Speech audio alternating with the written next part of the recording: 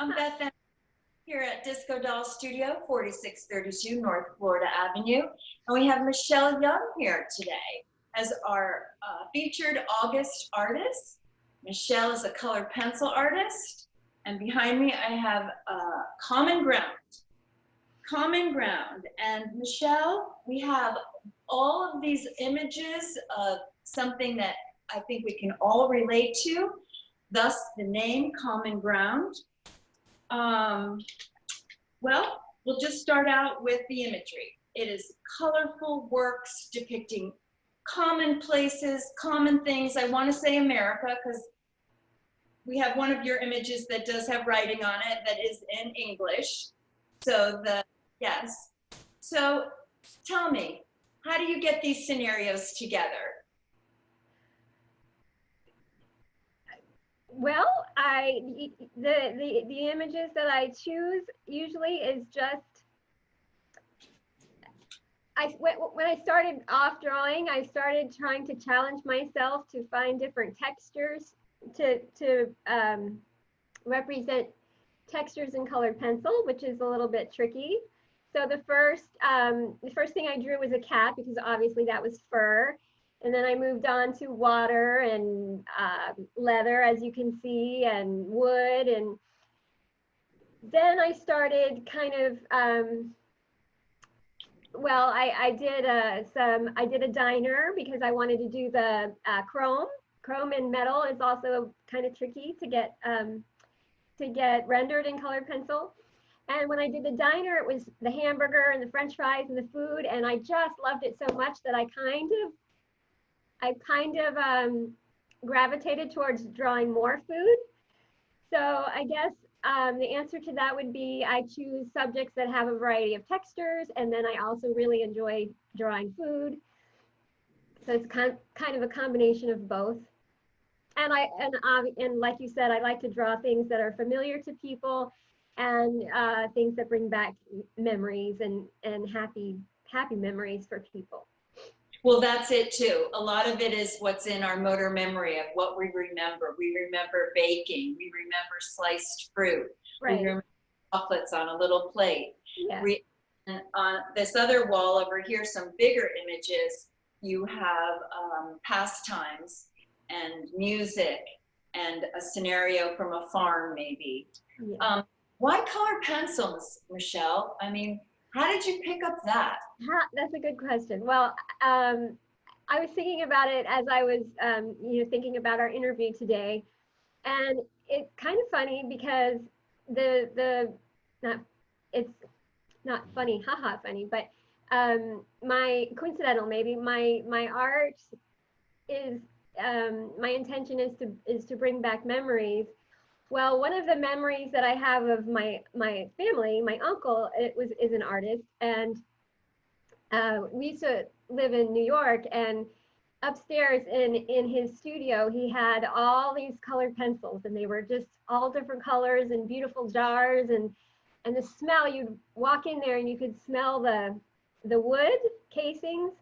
And I don't know if you've ever been if anybody out there has ever been in an art supply store, it's kind of that, like the smell when you smell a box of crayons, or just that art supply smell.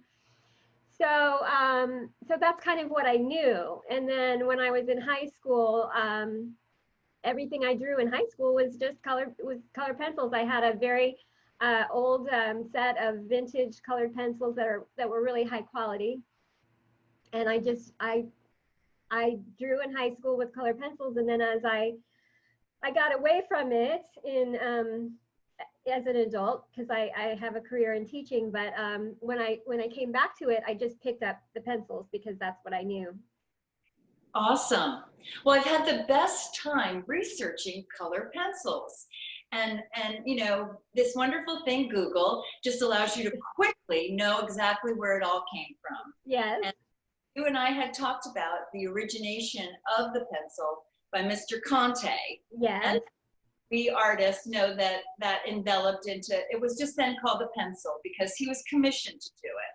I'll let our viewers look into it further. But then he came up with his own utensil, writing utensil, and that was the Conte crayon. And then it's really great because then you go through history and it's like, okay, who invented the color pencil first? And then I have several dates on that, and it's really awesome.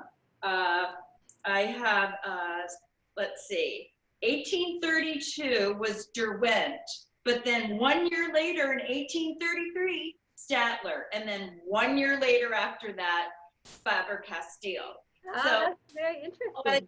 credit for it. Say that again? They all want to take credit for it. Yes, they all want to take credit for it. So at first I thought, oh, I have it. I know who's developed this color pencil first, you know, but no. So tell me, how did you pick your favorite pencil then? I mean, obviously they're from back in the day, all of them. Well, it's interesting because Derwent and Faber-Castell are the two premier brands of color pencil, and also Caran d'Ache. Oh, yeah. Yeah. I told you I have fond memories of color pencils from when I was little, and then when I was in high school, and those pencils that I always used were Prismacolor brand. But Prismacolor it has gone through a series of people who have owned the company. So at the beginning they were owned by Beryl and then Stanford, and now I think Rubbermaid owns them, and they've moved to their production company to Mexico. Anyway, so they're not, to me, they're wonderful and I love them, but they're not considered like the top notch ones like Caran d'Ache. But most color pencil artists choose the brand depending on whether they sell their originals. They want to have light fast pencils. Right, I heard about the light fastness. Yeah, and then for the people who just sell prints and keep the originals, like me, light fast isn't quite as important. So I just use the pencils that I'm familiar with using. And then there's also the consistency. Some of them are more buttery and some of them are harder. So it just depends on what kind of paper and the consistency that you want to use. And some paper lends itself better to other pencils and so forth. But most color pencil artists use a combination of different brands, because not all brands have all colors. And like I said, some are harder, some are softer lead. So well, I feel like the tool pencil is from maybe 300 years ago, maybe. I read something about them being made for mark making rather than, you know, drawing or whatever. But they're certainly a sustainable material, aren't they? Yeah. Because findings of pencils from long ago that still work. Yeah. So if you're going to go for a sustainable and a portable, right? Absolutely. Yeah. I love it. I really, really do. Yes, that's another big advantage of color pencils is the portability of them, and no mess. You don't have to worry about cleaning the brushes and the fumes from the paint or anything like that. It's dry, it's easy, it's quick, and you can take it anywhere. Just a couple more things. So I read about this Color Pencil Association Society kind of thing. And that started in the 90s. And when you think about that, that doesn't feel like so long ago, does it? No. So Color Pencil Artists of America or the world are trying to put themselves on the map. Is that true? Yes, that is true. I did belong to the Color Pencil Society of America for a while, and they are trying to get color pencils recognized as a fine art medium by by the fine art community, because a lot of people still think it's just for kids, you know, or just not not in the elite class, kind of like oils or, you know, other types of paint. So they've done a lot to promote that, and also they do a lot of research, like I was saying, into light fast color pencils. They've published, they've tested, and they go through this rigorous testing procedure of testing all the different brands that you mentioned, Derwent and Faber-Castell and Caran d'Ache and Prismacolor is what I use. And then they publish, but you have to be a member to take advantage of their findings. But they do a lot of research to promote color pencils kind of As a fun. as a fine art and getting up to that high standard. Yeah. Well, for our viewers, just a short history lesson here. Alfred Stieglitz in photography, he did the same thing. What the color pencils artists of America are doing now, trying to bring it to the forefront as fine art. Two different things, but the same goal is to, you know, even though painters are a dime a dozen, you know, we always have been thought of as, well, that's fine art. Not true anymore. And then also just reading about all the different kinds of medium of pencils and quality and colors. And I loved reading about how they used to use bread and smushed it up to be their erasers back in the pencils and whatnot. Yes. Michele, if you could just tell us really briefly some artists that you admire. I have read about some of them that we talked about, and just like your take on, I did look up Alana Nicholson, Jessie Lane, and Heather Rooney. Yeah. And then, of course, I've always thought your work, your scenarios look like Wayne Thiebaud. Right. So out of those three artists of the contemporary artist, let's talk about one of those real quick. Well, they all have their different, they're not, I would say,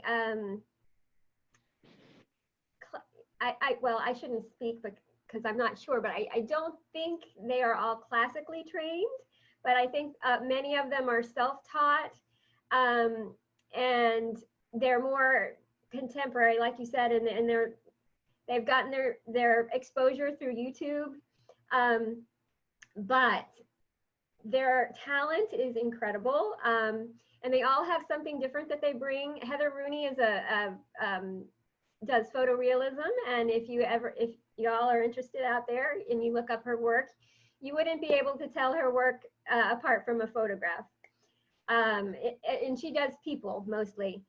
Jessie Lane also does people, and he's interesting because he's dyslexic, and a large body of his work caught fire. I can't even imagine. But his style is a little bit different, but the images that he achieves with color pencil is absolutely amazing. Aliana Nicholson is a wonderful artist, but she has also produced some innovative new products for color pencil. Right. Yeah. Then, one of the things, color pencil is very time consuming.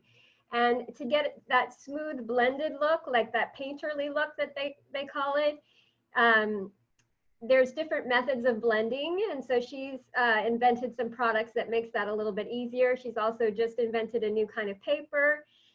So she's one. And then some other just popular on YouTube, I guess, Lisa Clow and Kendall Hillegas. Lisa Clow is a teacher on YouTube, and I learned when I was first starting out so much from her. And Kendall Hillegas is a food illustrator. So those are just a few. I mean, there's many others. Morgan Davidson is a representative for Prismacolor, and you can see her art on some of the box, you know, the promotional materials for Prismacolor. So they're all just excellent, wonderful artists. Well, you are too, Michele, and thank you. Would certainly put you in that category. And also, speaking of that, it looks like a photograph. You get pretty close yourself. I don't know. Everybody is in awe over your work. This is the second time that we've had Michele here at the gallery, and she will not disappoint. So just real quick, if you wanted to look on Instagram, you could go to discodolls_art, and we'll have images of Michele's art along with her note cards and some 8x10s and 5x7s, perhaps prints to be sold. You can go on thediscodolls.com, where you're probably at right now seeing this video.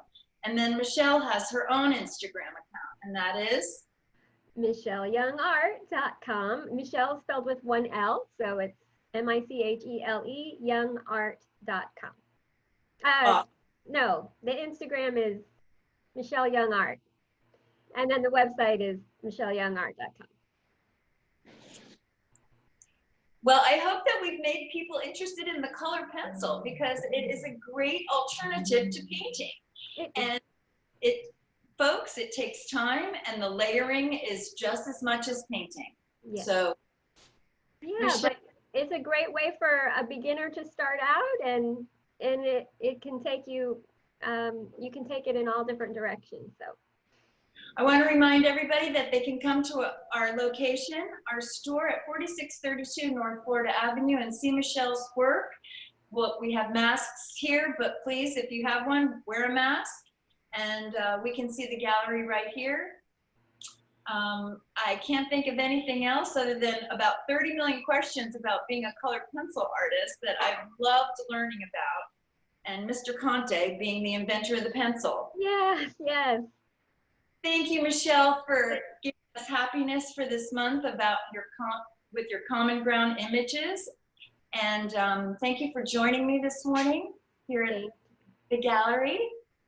Thank you. I'm so grateful that you have having me as the artist this month.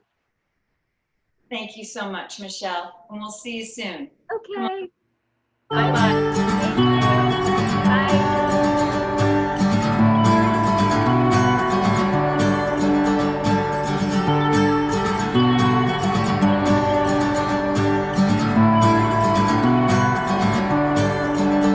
Might not be the best city in the world. It's the place I call